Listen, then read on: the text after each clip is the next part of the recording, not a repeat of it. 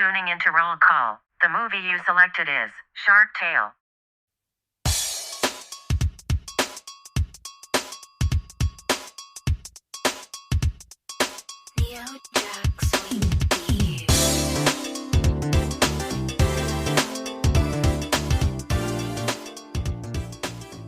Hey everyone, welcome to Roll Call, the show where two childless millennials gush over movies and follow an actor's journey from their early years throughout their blockbuster hits. Because let's face it, we're all just trying to make it to the top so we can rent as many blockbuster movies as we want. Woo woo! Yes, I would probably have to work at the car wash a few times in order to, I don't know. That's stupid. Go with it. It's on track with this movie. So. It's on track with this movie. I'm gonna work in at that car wash to afford to rent a few movies, or maybe add in a little extra baby bottle pop, on a Friday night. What's up? I'm Bria, and what in the halibut were they thinking making this movie? And I'm Simone, and this movie got me asking, who's your Puff Daddy? Oh my god. Oh Lord. Also, never thought that I would have eyebrow envy of a puffer. Those are Martin Scorsese's eyebrows. I know.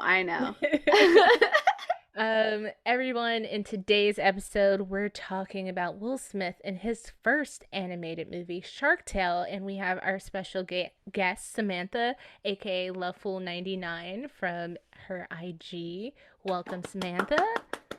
Hello, thank you for having me. Yes. So go listen to our This or That with her. Some great, funny content on there and some good stories. Homegirl met Babe Ruth from Sandlot, so...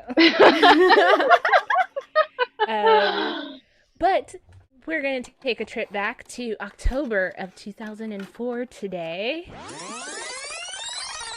Let's do it. So our last episode that we did previously with the Chasing Childhood pod was also covered a little bit of 2004 pop culture. I mean, it's hard, when you cover movies that two movies that came out in the same year, and then now in our second season I'm like, what haven't we said already? I mean, 2004 was it was an election year. Bush won over Kerry, and Ugg boots were in fashion, mini skirts, low-rise jeans. People were just trying to get our shit together, The early thousands walked so the later thousands could run, I guess, as they say. So your Y2K fashion could run. Yeah, run the hell back into the trash, because that's... I don't want those fashion choices to come back. All right, well, yeah, let's just do it. Let's talk about the soundtrack. So Sharktale had an original motion soundtrack, so different from other, other animated movies will usually have some kind of a musical backing. For example, I'm just going to say Alan Menken from, our favorite Disney animated films from the 90s or stuff would usually have, sing-along songs and then some kind of backing musical score. It didn't really get too much of a backing musical score for Sharktale, but what we do have is a beautiful soundtrack with a hodgepodge of artists on here. So I'm going off of what the list is on Apple Music. The first song is a Three Little Birds cover by Sean Paul and Ziggy Marley. Timely. Yes. I do remember that one. Yeah, that was a good one. The cover. I thought it only had the original. I don't have the cover on there. Yeah. The second song, which is kind of the main song I would say for this movie, is Car Wash, the Sharktale mix featuring Missy Elliott and Christina Aguilera. Whoa, yeah. Which I love her, both of their animated characters also looked so much like them, because at this time Christina had the long braids, or she was kind of going out of the ex-Tina phase, and now she's more Candy Girl, Candyman, Rockabye ex-Tina. But the Missy Elliott fish kind of looks like her too. I mean, That was I amazing. feel like the Christina fish was disrespectful. I was like, that does not look like her. Like, and the fact that the other jellyfish were like these like Rasta, like Jamaican type, they were voiced by Ziggy Marley and Dougie Doug. Like, Mhm. and then they made Christina a jellyfish. I was just like, why didn't they just make her a fish too? Like, I don't know. I was just like, that's That's a true. choice. That was a choice because they could have easily made her looking like an Angelina type of fish. Yeah. So I think they asked. If I remember, like, didn't they like give them like, oh, you could be like, you could look like this or this, and I think that's what she was. That was her style at the time. So I think, you know what I I don't mean? Like, know, wasn't she trying to? because in the like behind the scenes like making of the song or like her Mhm. talking about the song, she is very much in that transition to like her like Candyman, like, you know, curly Mm. blonde hair, red lipstick, very When they probably voluptuous did all that boobs. though before when she wasn't. Like Maybe, they didn't keep yeah. up with her. They're Mhm. like, we're gonna get dirty, Christina. And I'm like, oops. She's got like assless chaps as a jellyfish. But Oh my yeah, I God. was just kind of, I was like, wait, is that supposed to, because everyone else kind of, we'll talk about the character design, but yeah, I was just like, is that supposed to be Christina? Wow, okay. Like, Yeah. but a bop nonetheless. I A definitely bop remember nonetheless. It's this a good song. one. It's a good song. Truly. Song number 3 is called Goodfoot, and that has Justin Timberlake and Timbaland. Okay, can we pause? Yes, of course. I watched the behind the scenes thing when they're talking about the music, and then Mhm. I'm like, there's a JT song with Timbaland? So then I listened to it, and I'm like, this does not belong on the soundtrack for a children's movie. Like, I don't think any of the elements in this movie really scream kid children, movie. yeah. No. I mean, everything. So, like, this soundtrack, definitely a bop, but there's some songs on here that I'm just like, you're not buying this soundtrack for your kid. Like, you're No, not I don't think. like, Yeah, like that's this what I mean. Like Sharktale. Yeah. they intended it for adults. I don't get it. But yeah, the same thing because I was looking at the soundtrack too, and I only really knew a few of the songs. Like I don't remember them being released or anything like that. But yeah, all the artists on it's like everybody who's everybody on there. Yeah. Mhm. Mhm. And it's a good song, but like even in the behind the scenes, like he was like, yeah, we went to make something like, you know, that the club would play and like the DJs, and I'm just like, for Could a you kid, that Sharktale imagine? track. Could you imagine the DJ's like, all right, y'all, listen up. Next song, we got Goodfoot from Sharktale. Everybody Seriously. ass on the Well, floor. JT has learned. He made a bop for Trolls, so he has learned the way Yeah, of that's the true. animated That soundtrack. Trolls music. Let me tell you, that's a good one.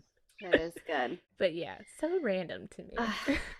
Well, the next song, we got Secret Love by JoJo.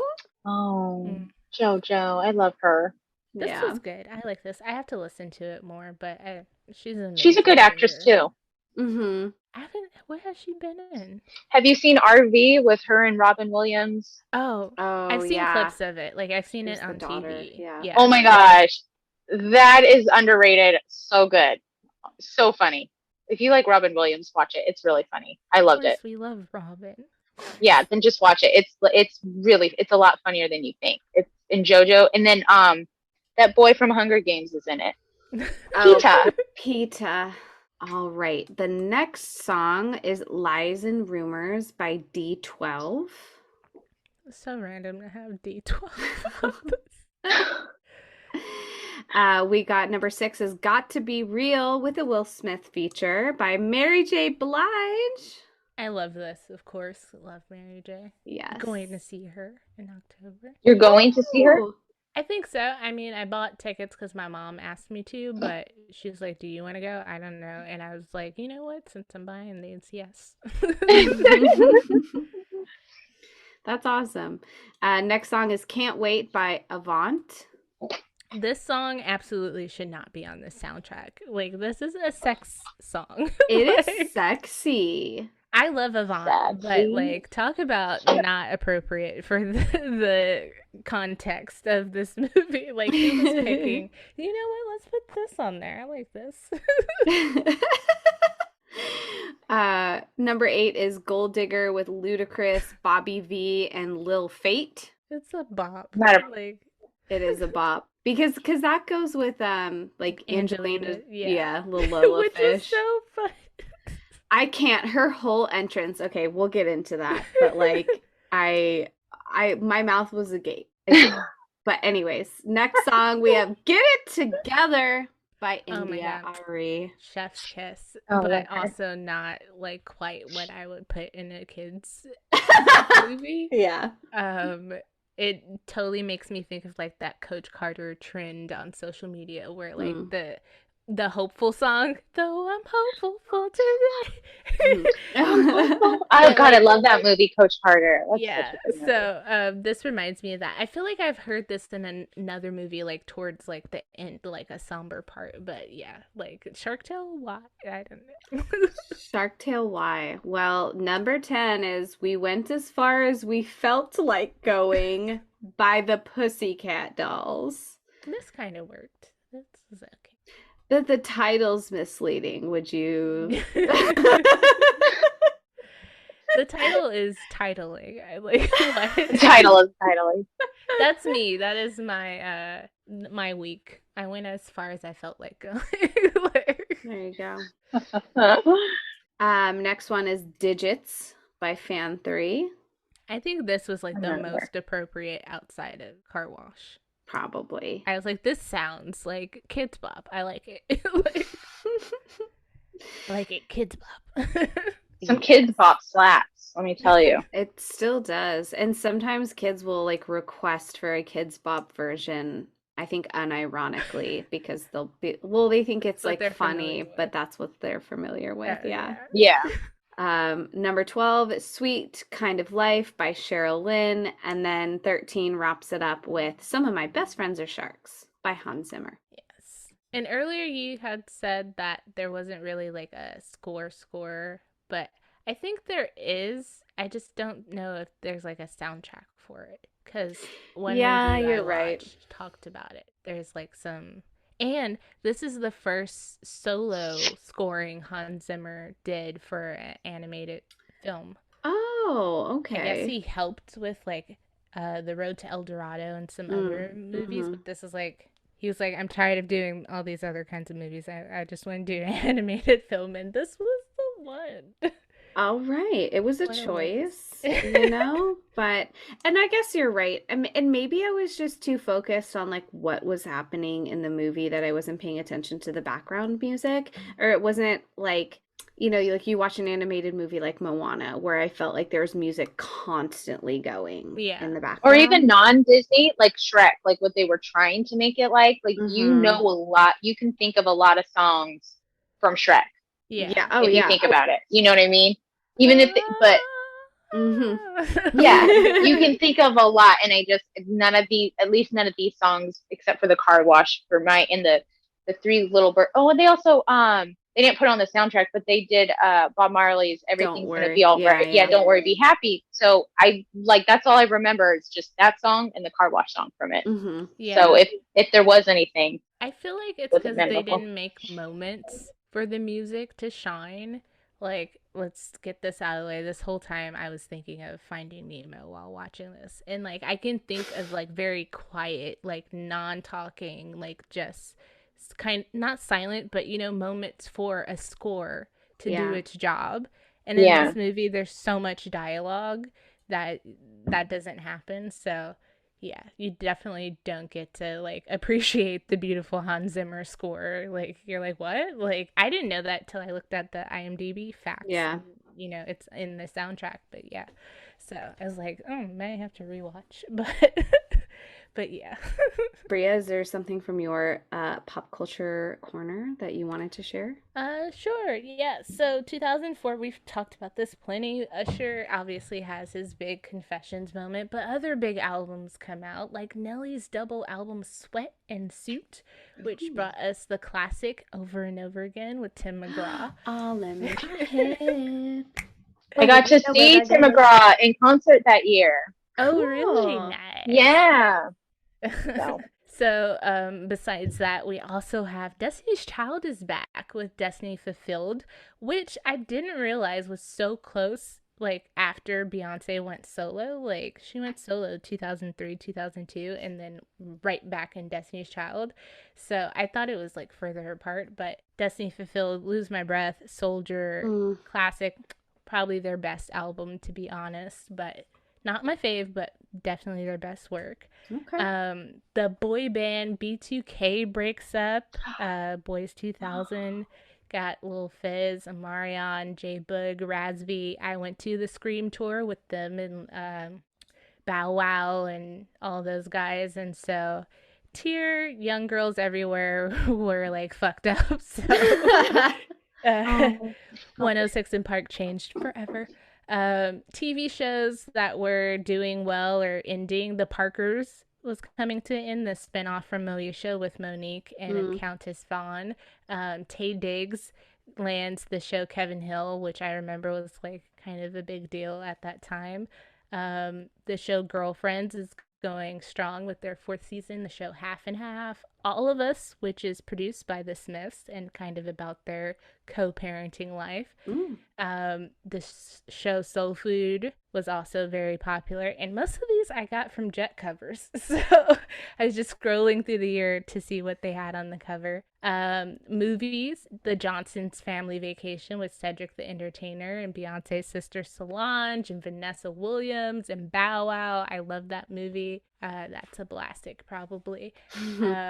Barbershop 2, Ray. Comes out in 2004. Hood classic, Soul Plane, the first time I ever saw Kevin Hart.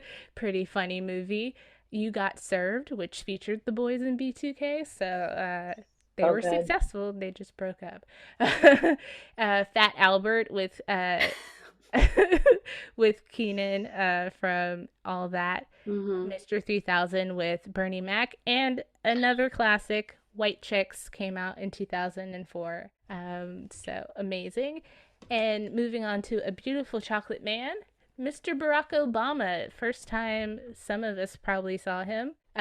August of 2004, he's on the cover of Jet, but because he delivered the keynote speech at the DNC. So this is 4 years, obviously, before he runs for president. So a little, like, glimpse at who, you know, could be up next. I want to see a picture of that. He looks so young. I know, I'm sure. I'm looking it up right now.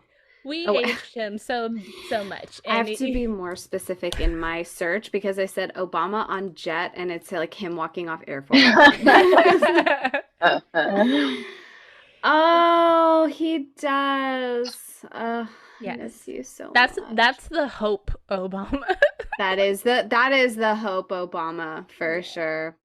Nice. What a time. What a time. So yeah. And then Simone.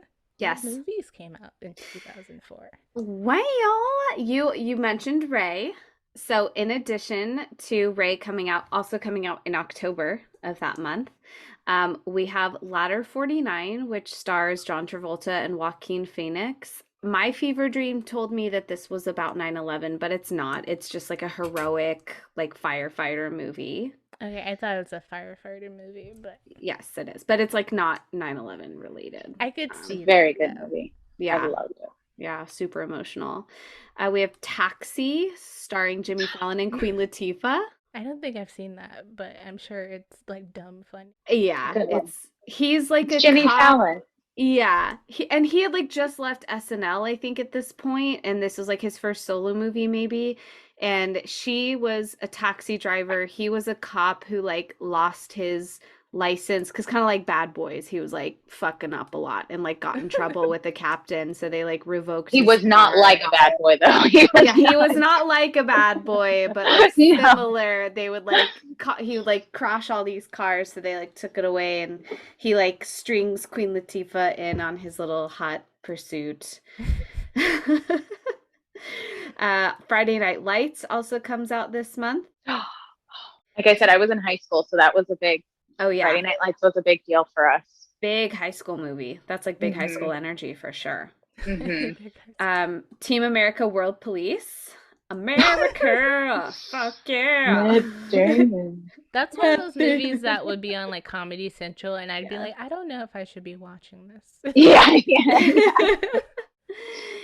That's a 4th of July one. If I'm not watching Independence Day, we're probably watching Team America, honestly. That's good. That's America. 6 Degrees of J-Lo, Shall We Dance comes out October 2004. So does The Grudge and Saw, some of Y2K Simone's favorite horror films. Quick question, I'm gonna put you on the spot. Would Yeah. you go see Sharktale or Shall We Dance in October of 2004? Between the two, if it was between the two, if I was, well, first of all, let me say, I liked Shall We Dance a whole hell of a lot better than this movie. But I'm guessing if I was there, I would probably be going with my parents. They would have chosen Shall We Dance, and I would have been fine with that. Loveful Samantha. I I'm did. always talking to you on Instagram, so. No, it's fine. I was in high school, and my good friend Amanda at the time, she was my movie buddy. So, not to be sad, that's the one I always talk about that's passed away. You know, that was who my movie buddy. Like when I say like we would have like the count would be like something we would have done together. But we went to see this in theater, and she tried to convince me but Will Smith, you love Will Smith because she loved Jack Black. I mean, I love Jack Black too, but that was her reasoning for going to see all Jack Black movies. And I was like, I do love Will Smith, but I don't need to go see this. You know, I'm okay. I could tell what it was gonna be. So yeah, we paid money, and we seen this in the theater in 2004. So Nice. So a lot of people saw this in the theater. Oh yeah, hit us with those box office numbers, baby. Yeah, so the budget for Sharktale, no surprise for an animated movie with this kind of cast, $75 million. Nice hefty budget. So the opening weekend in the US and Canada, 47.6 million. Okay. Gross US and Canada, 160.8 million. And gross worldwide, 374.5 million.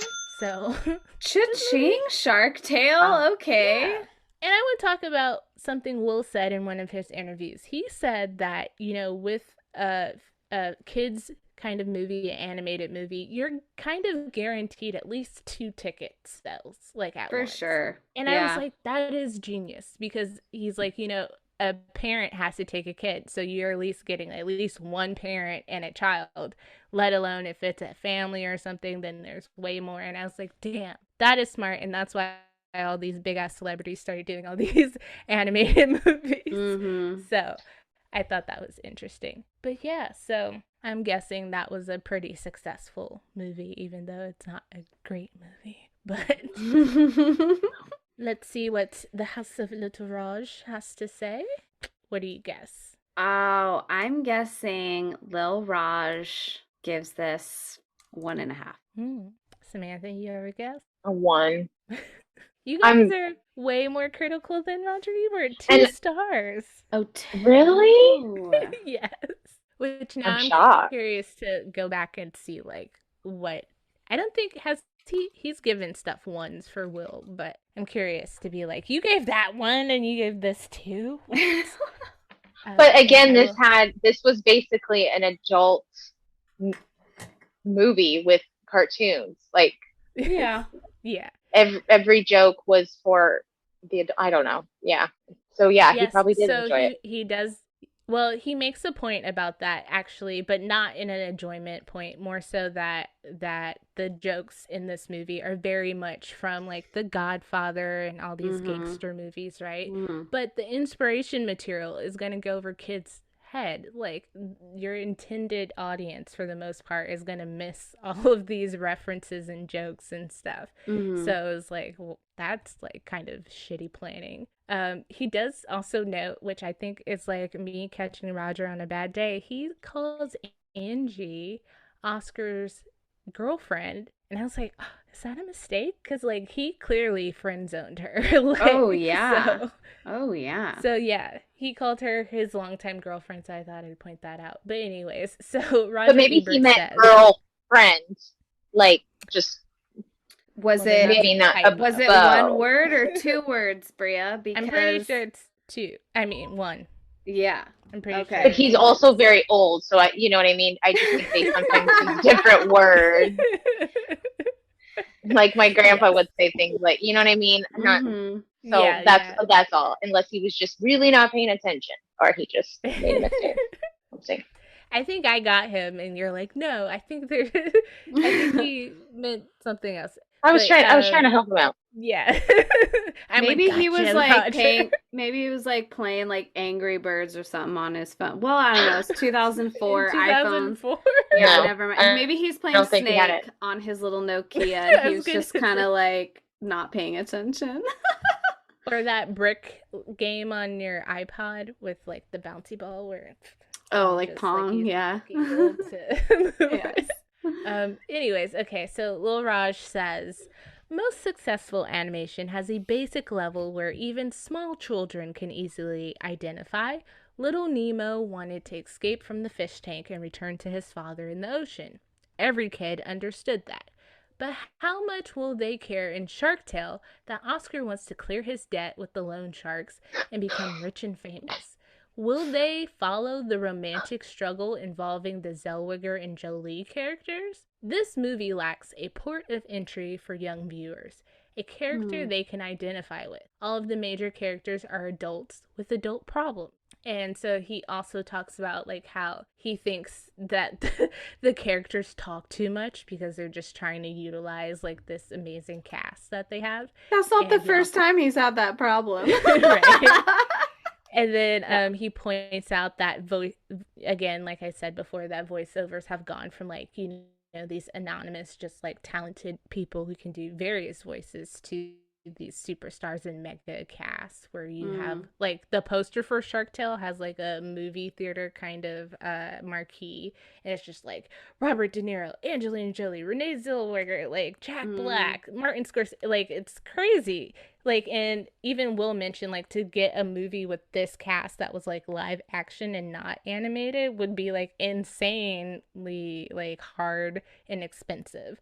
So an interesting point. And then he also notes it's so in love with its origins in gangster movies. It has so much fun with the voices of its famous actors that it never really defines and sells the characters in a way the audience cares about. And I think that's a great way to well, we have to get our ratings, but also talk about the cast. But so, Simone, how many pumps of butter are you giving Sharktale? I'm giving Sharktale the pump that I thought Lil Raj's review would be. I'm giving this one pump, and it's not. And here's where I have to really be honest with myself. I respect, you know, DreamWorks as a company. Obviously, their visual from Pixar is different. Like they're not going for that hyper realism. This is not Finding Nemo, and I'm fine with that. You know, I wasn't expecting for it to be Finding Nemo.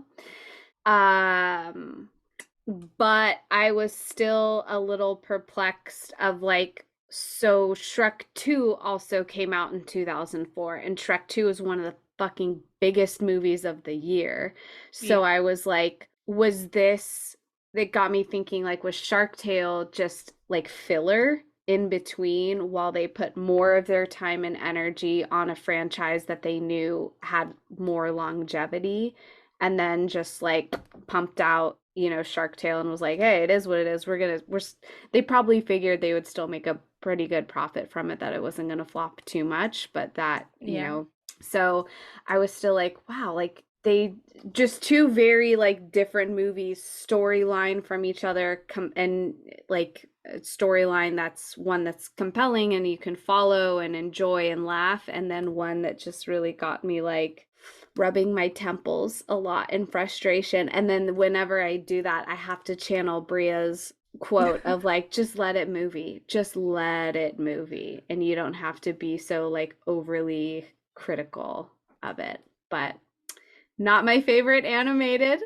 I liked Home better than I liked this, if we're doing animation. Wow. But I do look forward to Spies in Disguise. We're not going to get till like much later. I think he's with Tom Holland in that one. But yep, one pump for me. Samantha, Um, the butter is yours. I will say this real quick because no one really knows. I love Will Smith. Obviously, I have pretty much seen everything, and I don't like to bash on movies because I understand that not everybody has the same thing, and I always also can't stand when everybody, not that this is it, but when there's podcasts out there or shows when it's like, oh, this is my thing to make fun of the movie. Yeah. But this movie was hard to like. Like it just like there was no childhood element. It was like we were watching Godfather with a cartoon filter. Like Yeah.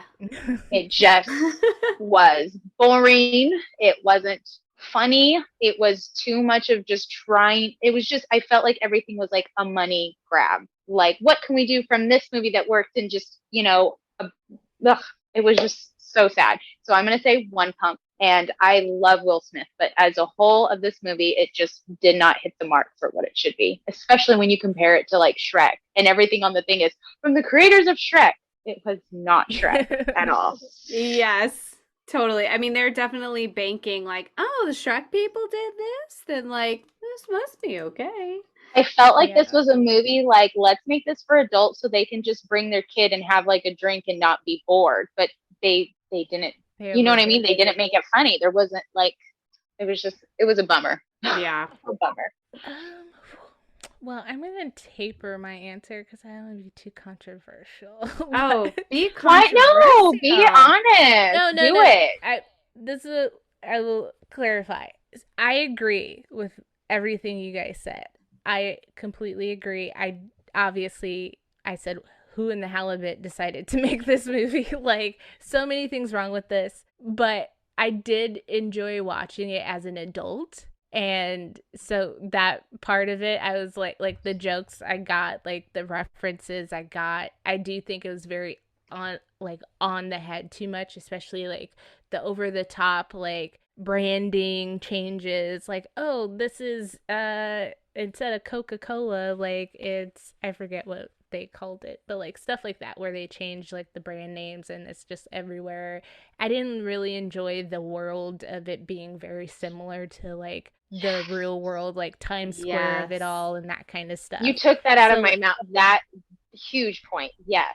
Yeah. I agree on that. So like all that kind of stuff, not really enjoyable. I didn't enjoy like the character design. I feel like has aged really poorly. Yes. Yeah. But I mean, I did like, and the storyline too, very generic, like not very much depth there. So like it's not, there's nothing to write home about this movie, but like I wasn't like bleeding my eyes out watching it, it was it's kind of like how I felt about Ants. Like, it was okay. Like, I know it's not like the staple of animation and stuff. And like Simone absolutely hated that because she's like obviously holding back. She's like, oh. Ants, I don't like Ants either. That one's. But yeah, so I'm gonna give it like a 2 because I think like definitely a 1, and then I'm gonna give it extra pump for the soundtrack because like as odd as it is, Car Wash is a bop. Like it is. Yeah. And the cast of this movie was fun and and I liked and enjoyed how, I mean, maybe with the exception of like Zellweger and Jolie, like Jack Black and Robert De Niro did kind of try to disguise their voice just a little bit so it didn't just feel like, oh, that's their voice. Like they I mean, even Angelina and Renee, I feel like I knew it was them, but like I was like, that doesn't quite sound like them. Like so. Yeah. Well, in Angelina Jolie's like little interview that she did, she was like, I use my bedroom voice. Yeah. Oh God. Like she really turned up the spice. And they were like, oh, can you like do a little bit? And she's like, I have to be motivated. And I was like, oh, okay, Angelina. And then, but fair to say that Will Smith also just Will Smithed. Exactly. He Will Smith that way 100%. I also very much don't enjoy, like, not that I expected this to be Nemo, but there was a fish world, but it still was suiting for fish. They weren't like grocery shopping or, you know what I mean? I don't like in this movie, there's no humans, but they have like everything human-like in their world. Do you know what I'm saying? Like eating with forks and spoons. That's so distracting to me. And I don't like in Shrek, there's humans and there's Animals mythical and creatures and Yeah. so all of that can mix and coincide. It makes sense and still silly, but this was just like you're almost overwhelmed. It was too much. Like you said, there's the branding here and this, too many puns and too much to look at, and like it was just too much. And I wish that they would have kept it more like even when the shrimp got let go, like towards the beginning, he said, "You're a good person." I yelled, I was like, he's a shark. He's not a person. You guys, do you know what people are? Why do you keep saying people? Yeah. Like, I was so irritated. Also, it bothered me that the shrimp weren't dead for the shrimp cocktail. I was like, shouldn't they already be cooked? Like, and they're just, it was gross. That was like a really, like, again, I watched this with my 12-year-old because that kind of she was younger than I was when I watched it. So pretty much this is supposed to be for kids, right? So I'm watching as an adult and I'm just kind of giggling at the references, and she's like, I don't get, and then she freaked out at the shrimp thing. She's like, they're just going to eat live shrimp. This is weird. Like, she just didn't like it. I mean, they are fish. Yeah, that's like the inconsistency of it, right? Yeah. Like they're supposed to be sharks, so they would like eat their prey live, but then they're gonna still eat off of like Tupperware and use forks and knives and like have these human qualities. One of the first things I wrote was this movie implies that whales are graffitied and that they own a copy of Baby Got Back on vinyl record. Like, it just was my thing was, do you know? Oh, sorry. Just my thing was like in the beginning when like Oscar's like going into like the Times Square and they have like the Katie Couric character, Katie Current, and all that. My thing was like the Star Tour bus fish. Yes. And then like the taxi fish. I was like, do fish like get inside of another? Like, how does that work? Like, it doesn't make sense. Like, at least in Nemo, like them riding on top of like a stingray, like teacher, kind of made sense. But I'm just like, is this bus fish like actually having fish inside of it? How does that work? Like, I don't know. Yeah, I know there and are. And that does, like, sometimes it takes you out of it. Like, it does when it's too inconsistent. Like, I always do that too. When me and my husband watch movies and we're like, oh yeah, that could happen. We always go, it's just a movie or it's just a TV. Like, let it go. But this one, it was just too much. It just took you out of it. It was half like cannibalism and everything. Like, it was just too much. Yeah. They couldn't pick a lane, and that was frustrating. Yeah, totally. I mean, I know, like, there are some species of fish, like they'll have fish that like are the bottom feeder that like literally like attach and like will ride with another fish. And then there are some fish that will carry others like in their mouths and then let them go. But usually it's like their babies or like their own. Yeah. So but I mean, going back to like the beginning, like in the first opening scene, this is clearly some kind of like a big city, a New York, you may say. Like, Bria, your background, it's like that main part of the city where the high rise Old wavy. Old wavy. Gup is supposed to be for Gap. They had Coral Cola, like Coca-Cola. And then they had like celebrity pun names that were like fish, and then just seal, which I always think is funny. So I mean, but it's fast, so I kind of had to pause a few times so that I can like remember some of the references. One of the fish at the seahorse derby or like seahorse racetrack was reading a newspaper. It was the like old lady neighbor. Oh yeah. And she was reading a newspaper, and on the back it said The Hook, and it was an advertisement of a dupe that for The Ring. And that movie also came out in 2004 because it was like the exact style of like The Ring of it. That's cute. It said The Hook. I was like, okay, like, but as a child, as a kid, I would not have picked up on that. So I'm kind of glad that even that at the racetrack, I would think was even like a grown up element. I'm like, oh, like betting, like not too many kids know you know what I mean? Like, it was just, too mom style movie. Well, Yes. should we summarize this hot mess for Yes. for the Yes. people who haven't watched it in a while or may never want to watch it after hearing our ratings and Roger Ebert? Is that me that's summarizing? If you want, I could also just try and do something off the dome. I feel like you'd be funnier, so have at Okay. it. All right. This movie, Sharktale, released in October 1st, 2004, produced by DreamWorks Pictures, directed by Vicki Jensen, Bebo Bergerson, and Rob Letterman, doing his first, I think, like directorial debut in this movie. Is centered around a fish named Oscar who works at a whale wash, and is but dreams of living in the high life. He has higher hopes and wants to move up the food chain and move up that ladder and live in the high rise above the coral city.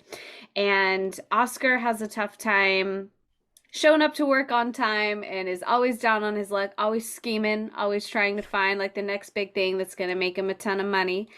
Has a coworker, Angie, who's clearly friend zoned, but continuously covers up for him and supports him, giving away grandma's pearls so that he can go live his dream. So Oscar finds himself in trouble. He owes his boss $5,000.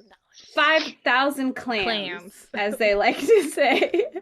His boss Sykes 5,000 clams and needs to come up with money. Now his coworker slash friend slash girlfriend, whatever, Lil Raj, Angie gives away her grandma's pearls so that he can go cash it in and give it to Sykes. And on his way to meet Sykes at the horse racing track, decides to bet it all and on one horse so that he can turn it over and make a profit.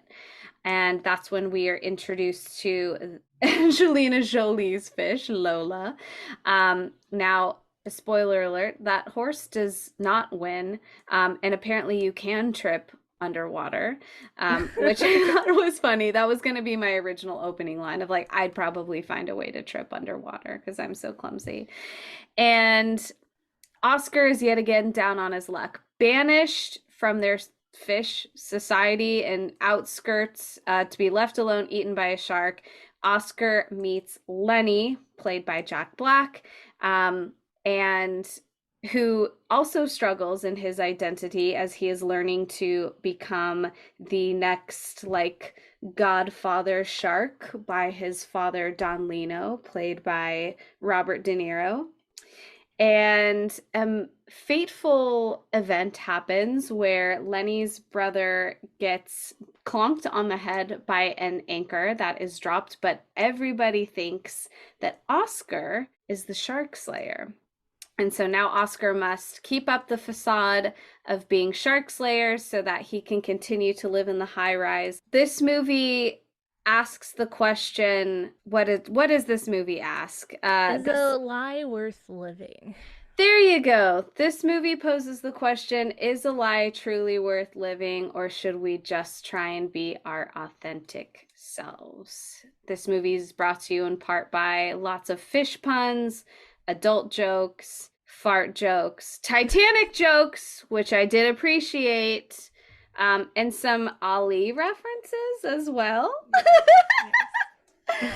So you're just gonna have to watch Sharktale and buckle up and try and follow along. I don't know. How'd I do? That wasn't great. That was good. No, I thought you did that really good. You made it seem a lot more interesting and made more sense. And see, I think there was too many.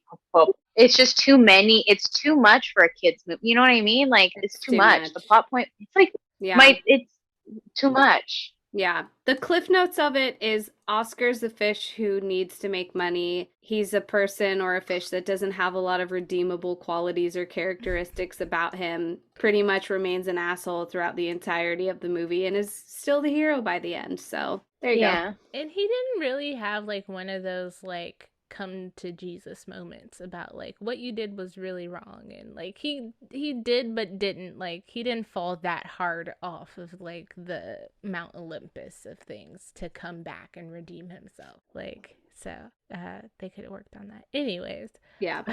I thought this trailer was very much like the plot like of the movie. If you don't want to watch it, definitely just watch the trailer and boom, you're there. Like, but I think it's enticing. I remember hearing the Car Wash song, definitely, and it's cool that Will is recognizable as a fish, kind of, but like, you know, seeing it as a kid, I definitely remembered it, but yeah, as an adult, like, I'd be like, oh, that looks cute for somebody. Like, kind of like, I mean, Toy we Story. clearly hear his voice and everything, and like, and Will Smith was doing that, but it was a bump. Like, that's not his fault, obviously. It just they didn't give that magic. Like you said, there's no redeeming qualities even about Oscar. He cares about money and everything. You know what I mean? So it's just kind of a bummer.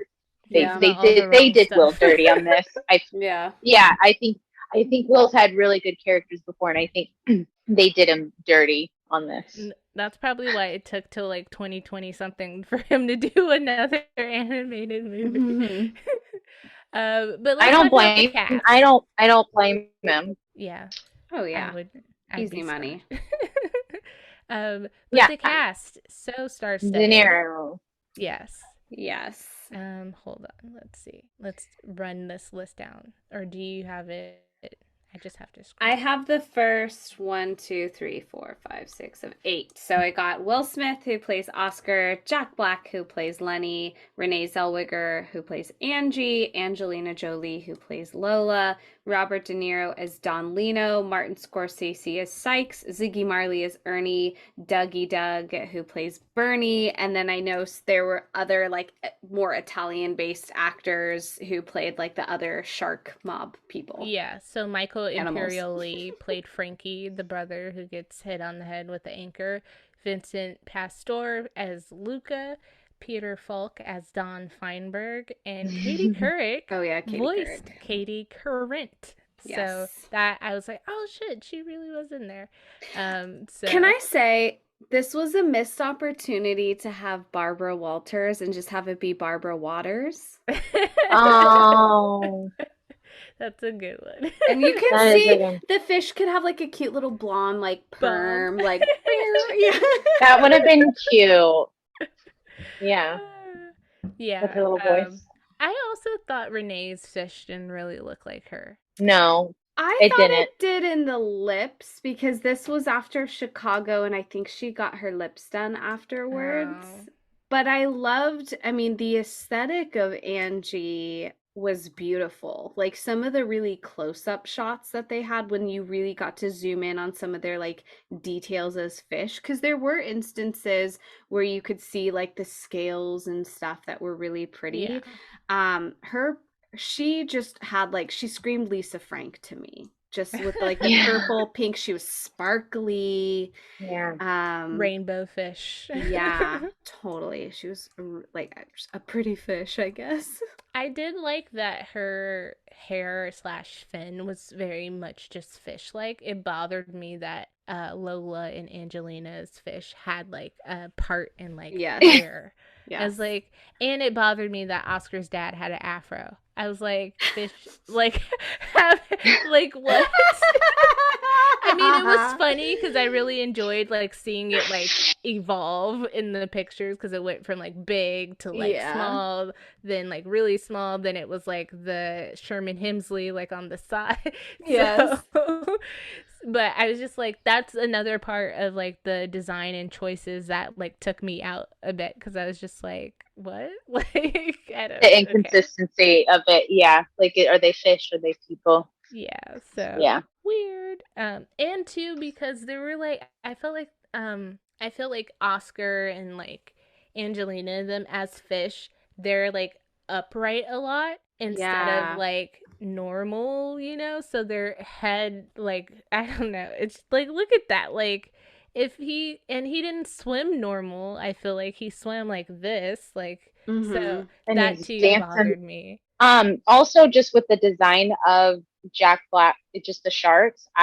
In my mind, when I think about Sharktale, I keep thinking that Jack Black's a killer whale, just because the way the coloring is. I'm Oh, also, I know yeah. I'm slightly colorblind and stuff, so sometimes, but to me, but the dark color of it and everything, Yeah. and the way he's upright and very like, I just don't think he really looks like a shark. That took me out of Yeah, it. they could have made them more like gray instead of like this dark blackish gray. Mm-hmm. Yeah, but doesn't he kind of look like a killer whale? Like you like, I mean, when I said Yeah. that, my husband laughed at me. He's like, "No, not at all." But I'm like, "Okay, just quickly, if you look at it, I I mean, think it even the does." killer whales didn't really look like killer whales to me. I was like, No, those are whales, but they're not sharks, but like they don't look like SeaWorld, like orcas. yeah, Like, Yeah. so I don't it's know. like they wanted a shark to look like Robert De Niro, and then they just were like, "Well, let's make all the sharks kind of look like Robert De Niro." You know what I mean? And then Mm-hmm.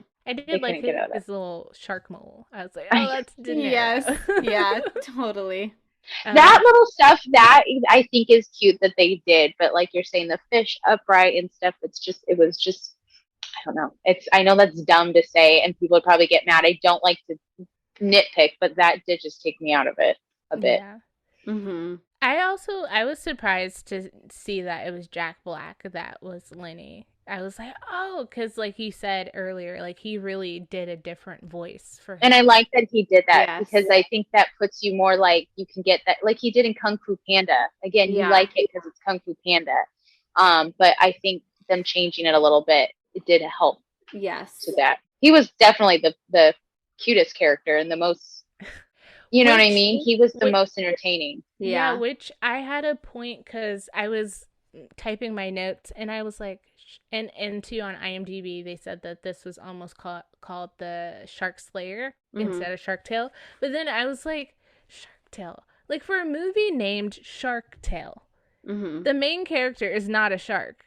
True. And I was like, it would have kind of been more interesting actually to do it from Lenny's perspective because he has the more interesting story like than Oscar.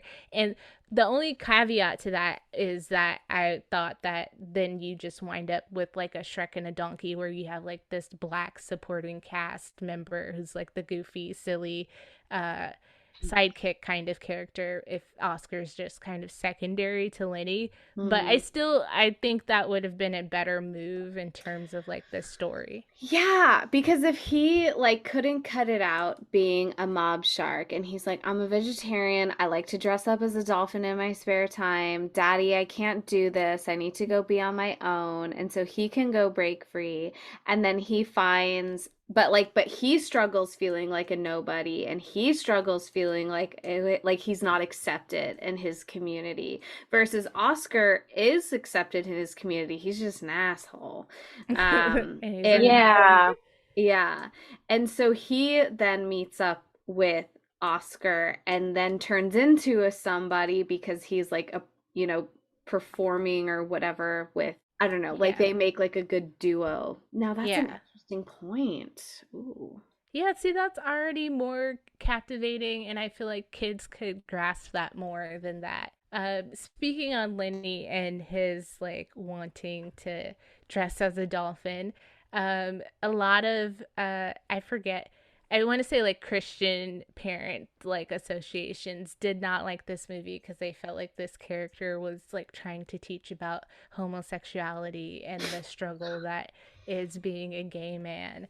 And I definitely got like gay undertones from like especially when Leno's like, "What, Lenny? Why are you dressed like that?" And I was like, "Really? We're like he's not dressed like that like glaringly, but that's definitely something I feel like you would see in a regular movie if someone was like maybe in drag or like maybe in very feminine clothing." And so I was like, yeah, this so like in my adult mind, I'm like, is Lenny gay? But then I had to be like, this is a kid's movie, but it's not. But oh no, I mean, yeah, I picked up. I think again, that's kind of the cool thing about watching this older is like, do you pick up on that? So Samantha, I'm actually interested. Since you saw this in high school, did you remember like thinking that when you saw this? Oh yeah, that's what the joke was for sure at the time is like, oh, they're trying to make it like the dolphins that's what we thought too. I didn't even really pick up on it this time though. I just was laughing, like thinking that's funny. Like, oh, he Yeah. doesn't want him to be a different species. I didn't even think of it the other way when I was watching it. I don't know if that's just because I wasn't fully paying attention, but I was with my kid, but I don't even like watching it in high school.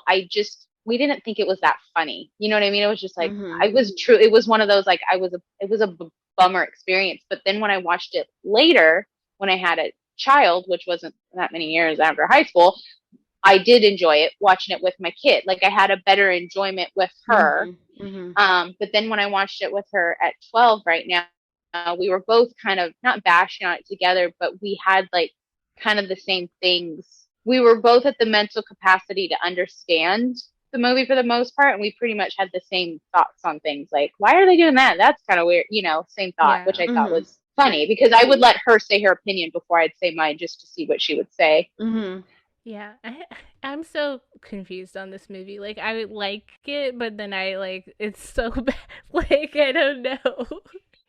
How I feel like Roger said it so perfectly. Like there wasn't, not to necessarily compare it to Nemo, but that was a kid movie that did well, or Shrek movie did well. There was a storyline to follow. Like as an adult, I don't want to sit there and look away and go, wait, what's happening? I missed something. Rewind it. I shouldn't have to do that with a kid movie. Like, just keep it simple. And I just think they tried too hard to put everything that sounded cool into one movie. Like even I did laugh though with his references, like when the little movie references and stuff. That always is funny to me. But I just think the storyline just was a big miss. Yeah, it's just not a storyline for an a little shark and everything. Yeah. And I think you can appeal to both audiences, and this isn't necessarily like, I don't want to gear this towards like DreamWorks versus Pixar, because I know we kind of talked about that, Bria, when we were talking about ants and stuff, like versus Bugs Life. It always is. I know. But like the thing about Nemo is that you can visually appeal to like families of, parents liking it, not because there's adult humor in there, but because it struggles with like your kid wanting independence and seeing your kid growing up and relating to that as a parent, and just trying to learn how to like let go and let them do their thing and trust that they're going to land on their own 2 feet or little fin, and then with a movie like this, it appeals to adults in the different way by trying to have too highbrow humor, but then remembering that it's still a kid's movie, and then shoving like the easy like fart jokes, burp jokes, slime jokes, and like funny one-liners, or like dressing up like a dolphin, or I feel like characters like Ernie and Bernie were easy, kids relatable kind of characters because they would sting you or electrify you or whatever. Yeah, like that scene where they're stinging Oscar and they're just like having fun. They're like, ah, look at him, sting him again. Like, yes, it's exactly. like the hyenas in Lion King. Like, I was having to explain too much to my 12-year-old what was going on, and it's like, this isn't a movie you can just really sit down and watch with your kids regularly. It was literally like a one-time thing. There's just nothing relatable, nothing grabbing, and like it was just completely forgot about its audience. It's just that saying the missed the mark. Like I just sadly think this movie did, but like because there just wasn't too like, me and my daughter had a good time watching it, but like she was like, I don't want to watch it again, and that's value.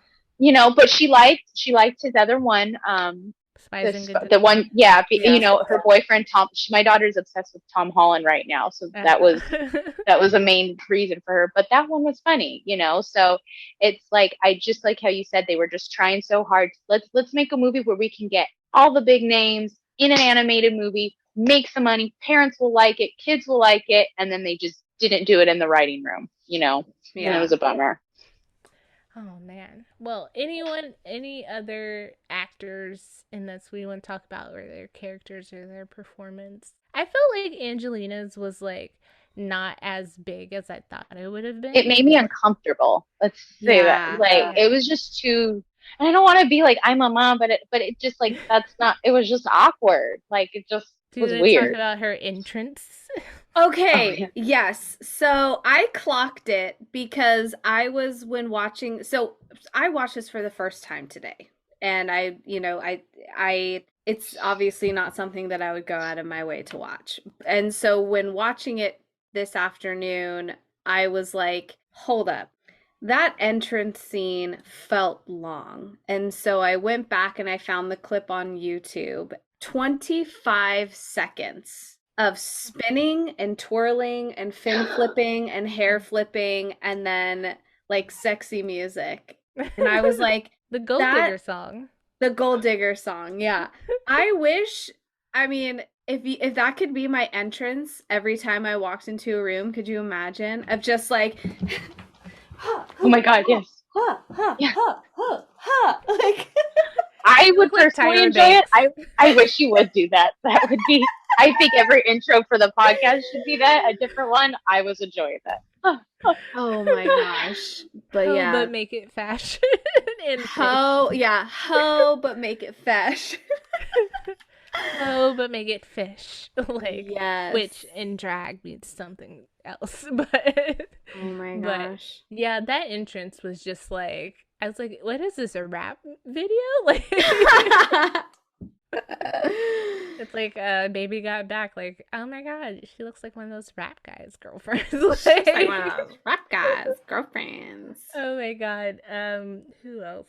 I mean, the Sopranos guys, I feel like they are just like, obvious choices. James Gandolfini was in the running, I think, for what's it? Don Lino. Yes. And there were like tons of actors in the running for Oscar and for Angie and stuff, just like everybody who's everybody. Snoop Dogg apparently was possibly in the running for Oscar. Okay. So yeah, I mean, he did a cartoon too. Snoop Dogg would be great in animation. He did. I don't know if you guys ever. He's in a cartoon with Ryan Reynolds. It's called Turbo. It's like about snails. The snail movie. And Snoop Dogg's role is actually really funny in that movie. That's a good one. I haven't seen that one. I'll have to go back. And that's funny that I'm bringing that up because that movie is actually pretty funny. And there's big people in that, and I enjoyed that one. I've watched. My kids like that one. Yeah. I just think there's always going to be big people in animated movies now. Like, that trend has just become the industry standard. Mm-hmm. I can't think of an animated movie that is voiced by someone who isn't well known. Not really anymore. Like relevant, like a new one. Like recent, yeah. Like I will say this. So Transylvania 3 or 4th, whatever was the newest one, Adam Sandler didn't do the voice. It's this guy on YouTube. Forgive me, I think his name is Brian Hull. My kids watch him all the time. He does like all these different Disney cartoon voices and stuff like that. And Adam Sandler had him do his voice and I think a few other character voices for the movie.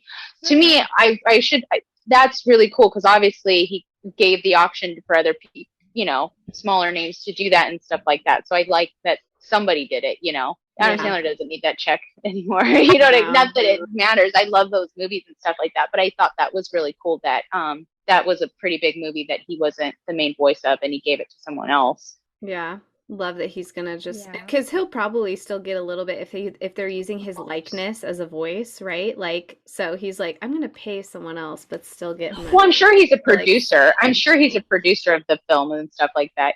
Those are like Adam Sandler doesn't. I think it's all Happy Madison and things, or in business with those other ones. Mm-hmm. But you don't see cartoons anymore without everybody in them. Yeah. Yeah. Which is kind of a shame. Shout out to it is. Out there. I agree. Me and my dad, that's weird. Me and my dad have this discussion every time we watch an animated film. It bums us out. Like Megamind, he always goes, like, Brad Pitt doesn't need to do that, boys. Give it to somebody else. Like, he just gets so upset. Like, but you know what? That's not true. I think Disney and Pixar still will do that because I'm thinking like You're right. Merida, I'm thinking Moana. I don't know off the top of my head who voiced them. Like they're not a recognizable celebrity. I mean, obviously there's That's true. Rock and Yeah. stuff, but they do sometimes like the main characters will be random like voice actors. Jason Bateman said like for Zootopia, he wasn't advertised as Jason Bateman in Zootopia. It was Zootopia.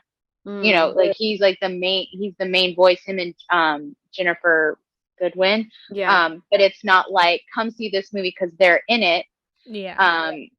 Even with I think like with Frozen, I don't think it was well known right away that was Kristen Bell. You know what I mean? So I think they still make it more about the movie, the characters, and then it's a bonus like, oh, that person's voicing it, you know. Yeah. Yeah, that's true. I didn't know it was Kristen Bell for a long time until like, you know, she started doing more stuff for it. I was like, what? Yeah. And now those people are like all those Frozen people weren't super big names and now they are, you know. So yeah, that's true. Zachary Levi wasn't super huge at the time for Rapunzel. Tangled, yeah, you know, so I think you're right. I think that who voiced Rapunzel in that? I don't know. Mandy Moore. Oh, our girl Mandy Moore. I knew that, but I forgot. But hear us cry. But all the actors in this were good too. I don't think, and I just don't. Even I do remember that, and Angelina Jolie saying she used her bedroom voice, and I thought that is weird, you weirdo. It's a kids movie. Like you're doing a kids movie, and you want to be the sexy character. It was just, I just remembered even thinking that was odd then. It's so weird. And going back to what you had said, Bria, about how like you were surprised that either Lola's character wasn't as big or that Angie didn't have or like wasn't as advertised. Like the trailer makes it seem like Lola is a secondary character towards Oscar, when really if they're trying to have Angie be this love interest, she's really not in the trailer much. And almost, I don't want to say it's like equal screen time. Like she definitely has more screen time than Lola does. But yeah, they don't really like make that an issue. But I mean, they also don't want to, probably for advertisement purposes, they probably don't want to sell this as like a rom-com fishy movie. Yeah. It kind of is though. Yeah. Oh my god. Okay. So let's talk about Will as Oscar. I mean, I said it earlier. Let's talk about Will. He Will Smith his way through this, but totally. I think his personality already fits this kind of medium. So like, I'm not saying that like where we said that in other movies and it's like, oh yeah, he's just kind of like being himself or like what we expect of him. Yeah. In a bad way. Like I actually think that it's well suited for this. Like Will Smith it up, baby. Like the opening scene with him against the billboard where he's like, yo, welcome to my crib, all that stuff. Like, yes, absolutely. Do all of that. This is the perfect time and place for that. But yeah. And that's but then again it stopped. Like he was Will Smith, but he didn't get to really be like he Oscar. Was, you know. Yeah, right. It just didn't. The script didn't fit him. It wasn't his fault or anything like that. He was doing good. It was a bummer. Like they had it right in the beginning, and then he just kind of falls off. Like, oh, yeah, kind of a jerk. Yeah, and that's what I was gonna say. It's not to say that like Will's an asshole, but it like doesn't have any redeemable qualities like his like Oscar does. But it felt like, I didn't look this up, but I feel as though there were probably quite a bit of lines that might have been ad-libbed or improvised, I guess. And one line that I really liked was when he first went into Sykes' office and he was giving him a little handshake and he's like, it's all right, not a lot of whitefish know how to do that. Yeah. Things like that, like that was like, that's funny. And it was like, you could tell he probably thought, oh, let me put, I mean, Will's funny, he's creative, I'm sure, like you said, like that stuff was good, but it was like after like about the first half hour of the movie, it like kind of didn't flow anymore. But he was that kind of stuff was cute, and I do love the scene about him talking about his dad. that stuff made me laugh. But yeah, when he gets to be Will Smith, it's great. But like they didn't give him enough, I guess is what I mean. Yeah. He was good. And Yeah. there's footage of him and Jack Black like talking about the scene where they're trying to plan the fake fight and stuff, and well, not talking about it, but you know, they're like trying to act through voicing. Yeah, they're acting and doing their lines and stuff, which was cool to see. And weird to hear like that voice come out of Jack, but like yeah. yeah. But it's just Will being Will. Like you're just like it just seemed normal. Like it wasn't out of the ordinary. But I think you're right about like the ad-libbing, like because it seemed like that was different from what was in the movie. And it seemed like they had maybe done like 2 takes in that where like Lenny is answering like, oh yeah I could say that, because like Oscar's like, yeah, but you gotta like say, like you gotta say, oh man, that shark slayer's crazy, man. And he's like, no, say it. Like, so Jack and Lenny are like, oh, that shark slayer's crazy, like, but that wasn't in the movie. But yeah, like I don't know if it was the writing or just in one of his interviews he said that Jaden had seen the movie and was like, Dad, you're being too goofy. And so he said that allegedly, like, you know, he was like, yeah, I went back and I kind of like, you know, did some different stuff. And so I wonder if that was him mean like you're being too much like Dad. You know, not that putting it down, but like it's like Dad. I know that to you. Like, yeah, that's probably what his interpretation of that was. Yeah, so I don't know if he dialed it back maybe because of that. Interesting. Jaden clocked him and was like, yeah. Like, but that's good too. That's good advice too from his son. Yeah, so I don't know. I mean, I feel like he wasn't bad. I just feel like this is just not the best animated script or storytelling in an animated movie. Like, it's just misplaced. Yeah. So it's not his I wouldn't count this as a bummer for Will. You know, I know like I hate when Will always says, I'm sorry for Wild Wild West and stuff like that. Like I get all like bummed out. Not that that's a great movie or anything, but it's like I liked it, you know, like I hate when people want to put this, but this I feel like isn't so much his movie. It was just everybody's, and it was just a bad script. Like I don't think he did. I would not put this a tick on his side at all. Yeah, I hate that too when people like if they don't like something, it's like the one person that is like the star of that. Or like I'm trying to think, there was a J-Lo movie and I was like, this is bad for her, but like no one else brings up these other people. They did this movie too. Like yeah. I can't think of what it was. I don't know what it. Oh, I think it was like Blood and Wine. Because I was like, this isn't a great movie. But, like, Jack Nicholson is, like, the man in this movie. Yeah. And do people, like, hold this up and be like, look at this? Jack Nicholson's terrible. But, like, people would easily go and do that for J-Lo. And I feel like with Will Smith, I think he has enough hits that, you know, Wild Wild West, as you know, bad, or, you know, now you could look back and be like, this is terrible, but kind of awesome. Like, and this too, as much as you can say that about those movies, they're not really detractors to his track listing or his resume. Like, you're like, but we have Bad Boys 2, Men in Black 2, Independence Day, Ali. Like, there's way more good than there is bad. So this one's like one of those under the radar, like, that's it. And he recovered. Like, I think forgivable. Like, it's forgivable. Yes. Like, this wasn't, I understand, Will, what you wanted.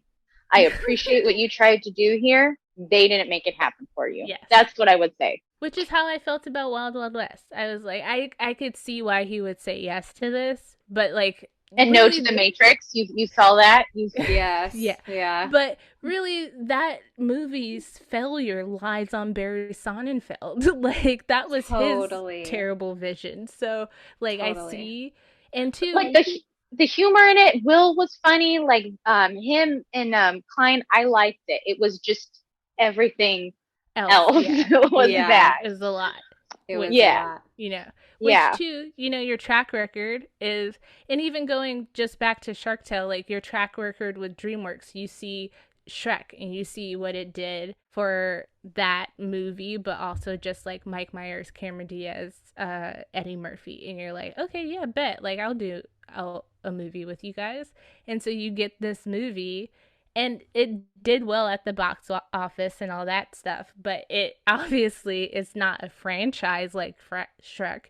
There was talks, I guess, to do a sequel, but obviously that didn't happen. But it's just, and it's kind of one of those forgotten animated movies that, like, I don't hear people like, oh, I gotta show my kids Sharktale. Like, Yeah. there's other movies like Road to El Dorado, maybe, or like Emperor's New Groove, that aren't these like Lion Kings or, Nemos or Toy Stories, but are still like treasured. And this is not one of them. And it's such a, it's just not the story. There's nothing, the storyline isn't family relatable. It's not kid relatable. It's not even super adult relatable. You know what I mean? Like, I think it's like the plot of Uncut Gems. Uncut Gems. I think it's the plot of that. Like, that's what it is, but with fish. It reminded me of Blank Check too. Yeah. Like, I was trying so hard. I was like, what movie is this like? And that's the bottom of the barrel that I could grab, but sorry. But no, I get what, because it was like, to me, it was like almost like the same thing as Avatar. Some people freaking love Avatar. I can't stand to watch it because to me it's Dances with Wolves, which and great movie, and Pocahontas and all these other movies, but with blue people. It's literally the same plot, and it was like this movie took Godfather and Sopranos and put cartoon film. It just yeah. I couldn't, like, when he took our pearls and was going to the pawn shop, and I'm like, oh my God, like, kids, so we're gonna teach kids, and they're going, what's that? Well, let me tell. It just was all so weird, and it's just, again, but also too, like, like I know the Marvel people say it all the time. They don't always know what the movie's gonna be. You're kind of just shooting. I think a lot of times with these animated films, it's like that too. They don't always know. They're not doing it in order necessarily. So I don't. Again, he was just a victim of the script and whatnot because he didn't know what it was going to turn out. Yeah. My thing with that always is, though, and this is again back to J-Lo, but like Gigli, like, how do you read everything goes back to J-Lo, and that's okay. Yeah. How do you read some of these scripts and you're like, yeah, like an animated movie, the sharks are like mobsters, my character owes them, like, how do you think that and be like, yeah, kids are gonna love this? Like, I would be like, I saw what you did with Shrek. Like, let's do something else. Or, like, Nemo had came out by now. How do you, like, want to do a animated fish movie after that banger and then do an animated fish movie that's like this? Like, I like, as far as, like, the world building and the character design and stuff, even though they show them that stuff, before they really start animating stuff, like, that stuff, I doubt you're going to be like, that's hideous, like, and that they're actually, you're gonna have respect for the animators and the designers, but at the same time, like, it's just like, how do you read a script that's like a mobster fish movie for kids and be like, yeah, this is gonna be a banger, I like, my kids are gonna love this, like. But I don't think they always do it that way. I think, the creators of Shrek want to make a animated film with me and a bunch of other big stars, I'm in. They don't, you know what I mean? I don't need the script on that. It's a kid's, I think sometimes people do. I'm not saying that happens, but I just think too, it's, money, It's, Renee Zellweger kind of said that. She's like, they were like, you want to be a fish? And I was like, absolutely. Like, so. Yeah, I don't think it like, you want to, that's how they ask people. Do you want to be a cartoon? Do you want to be a superhero? Okay.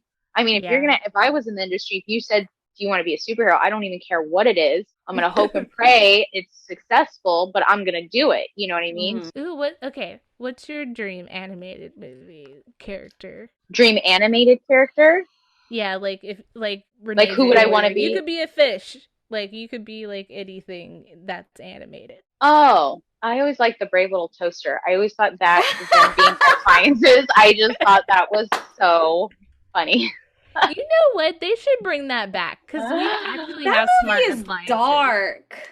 It's very sad. That part of it. I just meant like appliance. Like, oh, okay, appliance. They made a few sequels of it. They've made a few sequels of it, but yeah, that movie. I had a blankie. And there's the blankie in that movie and stuff like that. That was another. I'm really attached to these traumatic movies.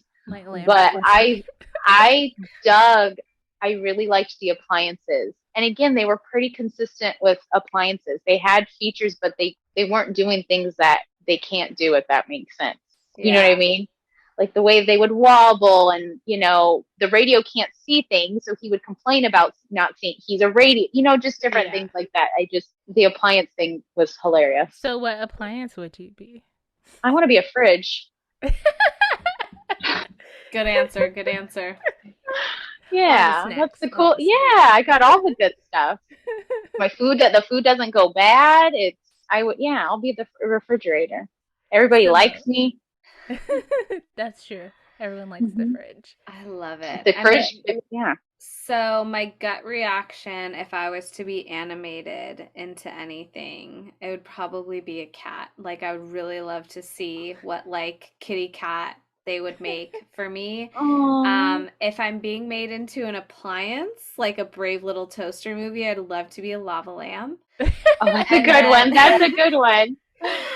I like that. But I also, one animated series that I like, it's obviously like very adult, but like Big Mouth on Netflix, and then they have the spin-off Human Resources. Yeah. I'd love to be made into some like fucked up little monster, like little weird creature thing. Are you gonna be a fuck monster? I don't know. I think I'd like to be a hormone monster, or like no, I wouldn't be the hormone monster, but I'd be like the depression cat that's in the big fat like purple. See another like, cat. Yeah, come here, little love bug. That would be me. Or like something that's really sensitive, like I don't know, whatever. The anxiety must like the cat. What about you, Bria? Shit, I don't know. I feel like I would be in Toy Story. Like I would be a toy. I mean, you can't see because I have the background, but if you watch any of our TikToks and stuff, like I have Funkos and shit over here, so maybe I'd be like a Funko Pop. Like, you know what? I also, and maybe because I watch this a lot with my son, me and my daughter, we enjoy the Cars. Cars, Disney's Cars. Yeah. The Cars world is really adorable and funny. And I think it would be really easy to just be a car. Yeah. They have it pretty easy. You know what I mean? Their little homes, there's just not a lot. I'm a minimalist person. And so I don't think I would need, you know what I mean? Like, I just have to be in a car. Like, you know what I mean? I liked their world. That seems like an easy world. So then what kind of car would you be? Like, what's your car aesthetic? I don't know. I'm short, so I think I'm one of those like little Fiats or like little smart. Yeah, I'll be a bug. I'll be a Volkswagen bug because that's what I've always wanted. Yeah, I'll be a cute little Volkswagen bug. I don't want to be so Y2K. It is. With the eyelashes on the. Yes, I wanted to have a lime green Volkswagen bug so bad. That's what I wanted. Cute. That just makes me think of Mandy more. Yeah, it does. Yeah, hell yeah. I saw that. And I was like, that's my dream right there. That's where I'm gonna be at. Yeah. Did that happen? Bria, if you were an animated car, what's your car aesthetic? Would you go BMW? I'm a BMW girl. Yeah. So, ooh, girl. I wouldn't be a BMW. I'd be like one of those I don't have an M series. I have like a M package on my car, but I'd be an actual M series if I could, because that's like the dream. But yeah, I'd be like all like tinted and like black rims. And ooh, just super cool. Yeah, sweet and cool. What about you? Would you be your Honda Fit or? I don't know, because so my dream car, I would love to own a Volkswagen bus, like a little Miss Sunshine bus. That. So I'd love to be animated into a Volkswagen bus. That's actually one of my dream cars too, but I just feel like it's like really far gone because I'm not a car person in that way to like. You'd have to fix it up. Yeah. You would have to know how to fix it, and that's the only way you can like really have a car like that. Truly. Yeah. Or I've seen like concept cars for electric cars that are not VW but similar, like in the style of the VW bus, and I'm like, make it, baby, I'll buy it. Like, but yeah, I think those are always cool and iconic. So yeah, wow, look at that. Is there anything more we would talk about with Sharktale? Or I would like to say, again, I really didn't. Well, I feel bad because it's not like like a super good movie, you can be like, oh, it was So this real and then, bad. you know what I mean? Like, I love Will Smith, and I know he may not be everybody's favorite at the moment, but the real fans, appreciate his films and everything like that. And even though this wasn't one of his best, I do enjoy him. I think he does make really good films and he does make good film choices. This just wasn't one of them. And again, I don't feel like it's his fault. I just think it was whoever made this movie had too many ideas flowing. The And director is the director of Shrek. That was also trippy to me. I was like, what's going on here? I feel like maybe they were like side, like way at the bottom or something, because it had nothing. Even Shrek had stuff you can follow. It had adult themes and stuff like that, but not in this sense. You know what I mean? I agree. My last 2 cents is that, compared to last season, we only got Jennifer Lopez in such a small role in Home that it was cool to like follow I love that Will. movie. Shake your boob thing. I like how at least You're Will just was gonna write like, off ants. oh, And Ice Age. And like the 2 Ice Ages. Oh, my she was in the God. Ice Age movies? I I haven't already seen them have yet. blacked those out from my memory. I totally forgot. Yeah. So, but that's because she was such a small role. So like Shira, the little badass saber-toothed tiger lady friend. And Oh, then okay. yeah, Those are the another newer I ones. would say I haven't probably seen her those. biggest animated role was in Ants. She played The like main girl, right? No, she was like a his worker, friend. like a Yeah. coworker. Oh. Yeah. The main aunt was Sharon Stone. But I think that it was at least nice to see him as a first character, not like, let's say if he was like a jellyfish, I probably would have been a lot more pissed about watching this movie for him having such a small role. Yeah. Yeah. Or we probably would have like doubled this up with something else. Like we probably would have done this like paired it with another movie just because there wouldn't be much to say. So I am at least glad that he was like a main character. I felt like it kept me concentrated more on the story. And Bree said it, like he got to be Will Smith, and Yeah. even though it wasn't, that did keep you at least enough entertained. I think you know what I mean. Yeah. There was still parts that it would bring you back, and I think him and Jack Black, once they got to be more of them, it was sillier. But it was just too much cramming of pop culture references and things like that. Yeah. In an obnoxious way. But I think, yeah, I think it was. I think he did a good job being a Will Smith fish. Mm-hmm. Yeah. My final thoughts on Sharktale. I actually would watch this again. I don't know if I actually saw this movie as a kid. I definitely remember, like I said, Car Wash and all that stuff, but watching this as an adult, I got this stuff. I just was like, this was supposed to be for kids. That was my big like this is not good moment. I also have a question for Will. Out of all the movies, you choose not to do a song for this movie? Like, hello. Right? That is odd. He's on the song with Mary J. Blige, I guess, which when I listened to it, I did not pick that up. So I'm going to have to listen to that again. But yeah, I can't believe he doesn't have a song for this movie. Like, Yeah. especially given like the song for Men in Black, the song for Wild Wild West, for Men in Black 2 are kind of like his kids bop hits that are like these huge hits that just go with his movies. And this is like the perfect moment for a kids bop hit. This is the perfect moment for one of those Nickelodeon Kids Choice Awards like favorite song kind of songs. So agreed. Yeah, an easy grab for like a little blimp. yeah, so I don't know. That's one of my last notes. And also you mentioned this, but the Ollie reference that Simone mentioned was when they'd have the fight and everyone in the crowd is chanting Oscar Boombaye, which is what they chanted in Ollie when he was running through the village. So that was I was like, oh yeah, hey, I know. See what you did there. Yeah.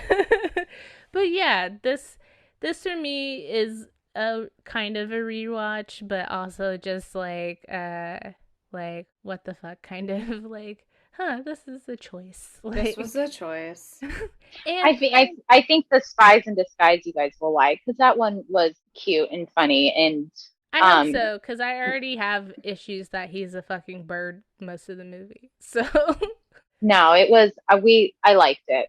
It was enough.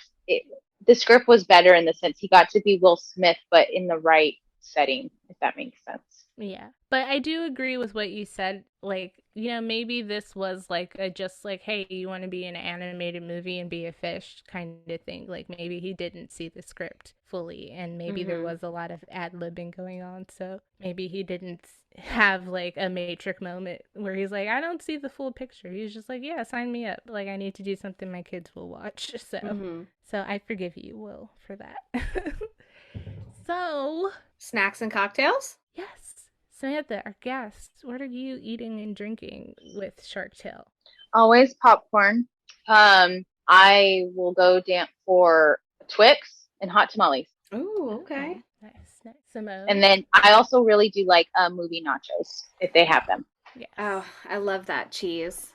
Yeah, I'm it's all just about something. synthetic cheese. Yeah, it's something about, I never do it right at home, but that movie theater always has it so good, and it's just that enough. And Taco Bell. My Taco Bell's, I guess, just hasn't had it very good, but I know I've had some good ones at Taco Bell's. But yeah, that's me. So my snack and cocktail. So my drink is called. Oh, do you have a beverage? Like, if you could make up a beverage that you think fits with like the theme or like aesthetic of this movie, what would you? I guess a shrimp cocktail. Okay. Yeah. That like was a my Bloody Mary shrimp cocktail. Yeah, not to be like on top, but like what else? I am also thinking about that Crab Shack place where they make that drink and they pour like the sharks in it or something like that, or like those giant fishbowl drinks. That's like it. in Wayne's World. Yeah, the fishbowl drinks. That would be cute for this movie, but definitely like with the shrimp cocktail. Oh yeah. Even though there's that scene, but that's all I thought about the whole time. Or shrimp tacos. Oh my gosh. No, you totally nailed it. That's mine. So my drink is called a Blue Water Breeze. It has coconut rum, coconut water, blue carousel, pineapple juice. So it's like that oceany color, and then I'm sticking shark gummies in there, Swedish fish in there, and then my savory is some goldfish crackers. Nice. Yum. That would be delicious. I'm not even gonna pretend like I'm prepared on the drink front. Fishbowl drink is the winner. That's perfect. Yeah. Food wise, I'm gonna go. I don't know if this is kind of cruel, but what she ordered: fish fillet. Like I'm going fillet of fish. I'm going fish and chips. Like I love seafood, so I'll do a seafood mukbang, like seafood boil. I don't know, but. Oh my god. Maybe that's too. Oh, I would sushi. Can we put that? I didn't know we were really allowed to eat fish. I didn't want to be that part cool. in the movie, the sushi place. Yeah, the sushi guy. And they go inside, and he's just like, like that was funny. Now see that what I mean? Like they kept that. That was funny. I forgot about that part. It was funny, but it also doesn't make sense given that the sharks were eating shrimp cocktails. Exactly. So like again, there's nothing. It wasn't consistent with the. Yeah. You just don't eat your the world. Of fish. You eat the fish below you. Yeah. Yeah. The food chain he had. Like, There's whale poop, and then there's you. That was funny. That was I was like, damn, that's low. That is low. Okay, well, let's wrap it up. All right. It looks like you're first. All right. Well, before we say goodbye, Samantha, do you want to please tell our listeners where we can find you, how you spell out your Instagram handle? Yes, I'm on Instagram at lovefool. Period, whichever one you want to call it, 99, just like the song. I also recently did a TikTok because you can put longer clips and stuff on there. Same name, lovefool99, except there's no period. I try to make it consistent. So lovefool.99 at Instagram and TikTok. And yeah, if you want to come geek out with me about movies and TV shows, it's a fun, safe place to do that. All opinions welcome, but it's just a cool, geeky place to hang. Yes. I love when you do the fashion this or that's for Yes. everyone. Those are like my most fun. I have so much fun doing those, and I'm like, does anybody really enjoy these as much as I? It reminds me of that was like my favorite thing in Us Weeklies. You know, when you Yeah, would get like who those. wore it best. Yeah, Oh, I yeah, always yeah. like looking at those and just kind of remembering. You always said it. You said it best, like when celebrities were fashion was like attainable, and then like Mhm. when they wore their regular street clothes and stuff, like it was like, oh, you could kind of dress like that, and then their red carpet stuff would be like, Yeah. Now whoa. everything is just like, Yes. whoa. I mean, like everything's so crazy. And so it's just, I like looking back at those times and seeing like, oh, this is when, before they had a stylist, now they have a stylist, you know? Yeah. Mhm. Just the different stuff. And I don't like it to be a negative thing. Like, yes, sometimes I put the crappy fashion on there because it's just funny that we all have it, but it's not like I don't want it to ever be a hate thing, but I do enjoy those. I'm glad you like those. Those are my Yeah. favorite games. And it's cool to see like their fashion evolve like in something like that because you're like, you like I'm thinking of the one you did for like Nicole Kidman, Yeah. Yeah. where like there are some questionable things on there, or someone like Drew Barrymore who like now I don't really think of fashion wise, but like she had so many moments in the 90s and like early 2000s that was just like, damn, she was like that girl. Like her and Winona Ryder like kind of like Mhm. carried that like aesthetic. So that's always fun, and you shared a ton of Will ones with me, so I'm gonna do something with that once I find motivation. Will's fashion is fun to me too. Like I did one. I said I had internet beef with Martin Lawrence because I made those, and he posted them, but like didn't like credit me. He credited somebody else.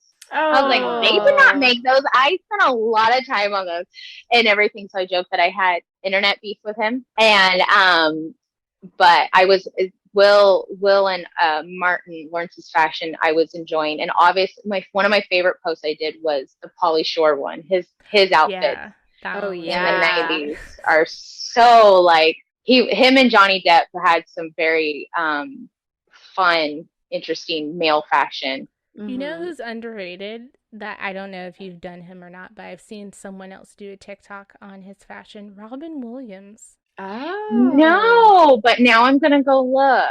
He I am has gonna some, go look. yeah, he has some like very kind of comedic and out there choices, but Yeah. they're designer like high end like Issey Miyake and stuff like that like, this person was able to name, and I was like, damn, Robin Williams was really out here like trying with the fashion. Like Character. that could be the beauty of social media if you use it right. People is connecting and having these like what we have these like weird shared memories and moments that like we don't know each other, live across the country, live across the world, but yet we all like love the Sandlot or something like that. So Mhm. that is what her account is all about. So go follow her on Instagram and TikTok. And shall we close it out and give the people what they want?